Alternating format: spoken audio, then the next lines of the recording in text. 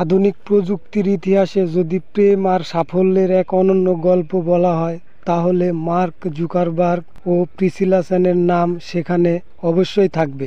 আজকের এই ভিডিওতে আমরা জানব কিভাবে ফেসবুকের প্রতিষ্ঠাতা মার্ক জুকারবার্গ প্রেমে পড়লেন, কাকে বিয়ে করলেন এবং তাদের সংসার জীবন কেমন চলছে। 2003 সাল হার্ভার্ড বিশ্ববিদ্যালয়ে পড়াকালীন মার্ক জুকারবার্গ পরিচিত হন প্রিসিলা সেনের সঙ্গে।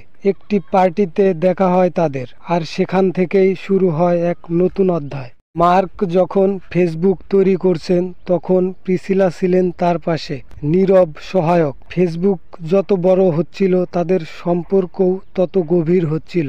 2012 সালের 19 মে একদম চমকে দেওয়া ভঙ্গিতে মার্ক ও প্রিসিলা ঘর বাঁধেন।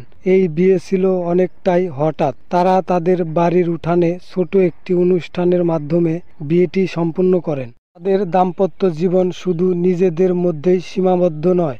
মার্ক ও প্রিসিলা একসাথে প্রতিষ্ঠা করেছেন দ্য চ্যান জুকারবার্গ ইনিটিয়েটিভ, যার লক্ষ্য শিক্ষা, স্বাস্থ্য এবং বৈজ্ঞানিক গবেষণায় অবদান রাখা। এই দম্পতির দুটি কন্যা সন্তান রয়েছে, ম্যাক্সিমা ও আগস্ট। তারা পরিবারকে সবসময় প্রথমে গুরুত্ব দেন এবং চেষ্টা করেন তাদের সন্তানদের সাধারণ ও সচেতনভাবে বড় করে তুলতে।